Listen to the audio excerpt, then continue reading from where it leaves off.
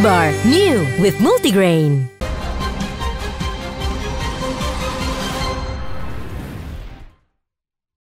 Dipersembahkan oleh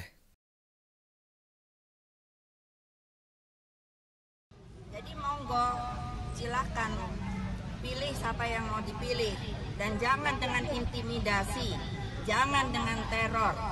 Karena yang 100 saja dapat dilaksanakan secara damai.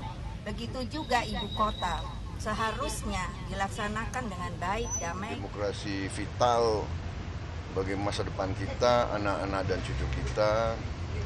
Demokrasi membutuhkan pemilihan ya di kotak suara yang sejujur-jujurnya, tidak ada intervensi dari manapun. Tapi kami tetap mengingatkan, apapun hasilnya, semangat persatuan itu harus tetap terjaga. Siapapun itu, yang kalah harus menghargai yang berhasil mendapatkan amanah dan mandat sebagai pemenang.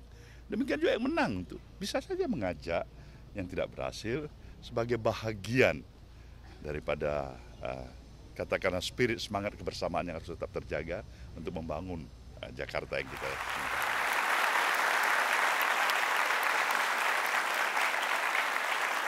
Terima kasih Anda terus di Jakarta Rumah Kita. Saya ingin ke Direktur Eksekutif Indobarometer, partner Metro TV dalam Quick Count hari ini dalam Hitung Cepat.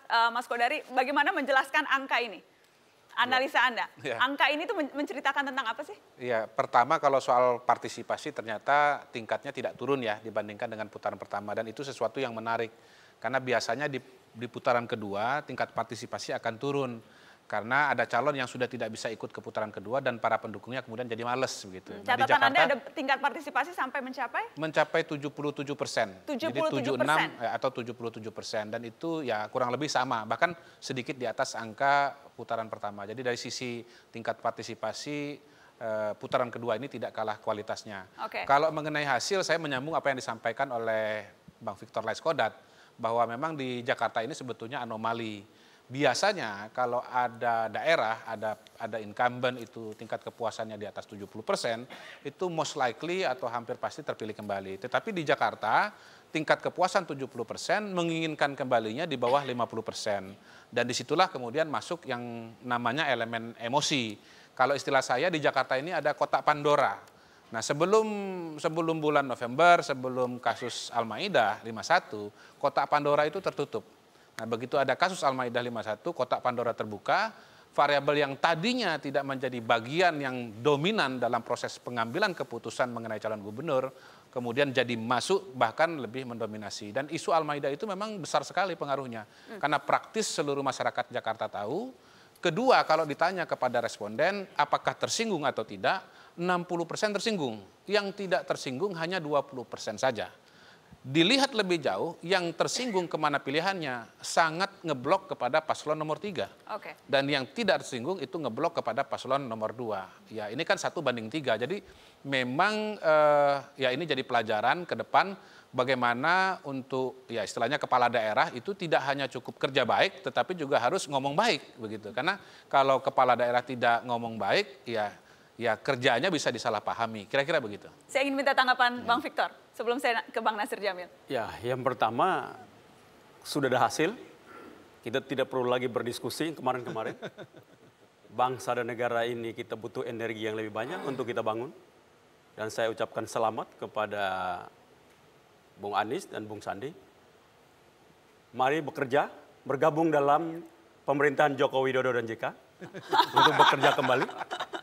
Kemarin sempat keluar, hari ini masuk lagi. Buktikan kinerja yang baik supaya tidak terbuang kembali. Saya ingin langsung menyambung. Tadi langsung Mali bergabung, tapi kalau diajak gabung susah karena kan partai pendukungnya jelas-jelas ini oposisi nih. Walaupun dalam negara kesatuan, dalam negara kesatuan, pemerintahan presidensil. Bagaimana membaca hasil pilkada hari ini dengan konstelasi politik nasional yang lebih besar, Bang Nasir Jamil? Iya, yang harus saya sampaikan bahwa pilkada di DKI ini adalah pesta demokrasi kita semuanya. Jadi kalau ada kemenangan salah satu paslon itu adalah kemenangan kita semuanya. Karena itu kita harus menjaga momentum ini dengan baik. Tapi saya ingin katakan bahwa sebenarnya masyarakat Jakarta ini bukan anomali juga, ya, tapi lebih realistis melihat situasi dan kondisi yang ada. Jadi memang mereka puas ya dengan kinerja Pak Basuki. Dan harus kita akui bahwa Pak Basuki dan Pak Jarod itu sudah bekerja keras untuk membangun Jakarta. Tapi kemudian masyarakat juga lebih realistis sehingga kemudian mereka menginginkan pemimpin baru di Jakarta ini. Dan itu yang disebutkan oleh Mas Kodari tadi itu. Nah, karenanya melihat konstelasi, kita harus akui bahwa memang kami saja memang sangat bersyukur bahwa pilkada di DKI ini jauh dari sesuatu yang kalau kita baca, kita lihat di media sosial, di media alam maya begitu, wah ini pilkada DKI ini pasti ada hal-hal yang benturan dan lain sebagainya. Tapi di alam nyata ternyata tidak seperti itu. Nah, karena itu kita memang patut berterima kasih ya kepada semua pihak, terutama TNI Polri, yang mampu menjaga pilkada di DKI Jakarta sehingga menjadi kondusif sekali. Itu yang harus kita akui bersama. Alhamdulillah. Saya ingin menyambung tadi pada saat konferensi pers di partai Anda. Ketua partai sempat bilang ini pilkada rasa pilpres. Sebelumnya sekjen partai sempat bilang ini konsolidasi menuju 2019.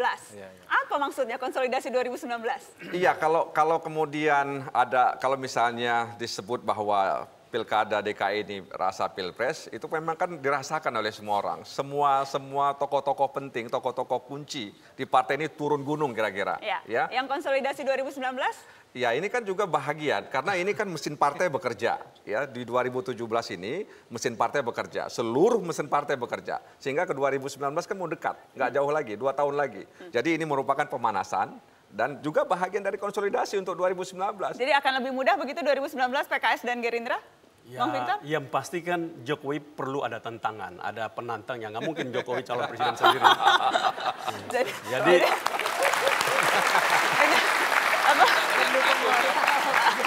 atau apakah terlalu dini kita bicara 2019? Nanti saya akan tanyakan ke teman-teman karena baru selesai, baru hari ini. Tapi elit-elit partai sudah bilangnya pemanasan 2019. Tampaknya mau perang terus nih. Kapan damainya? Kita lanjutkan setelah pariwara.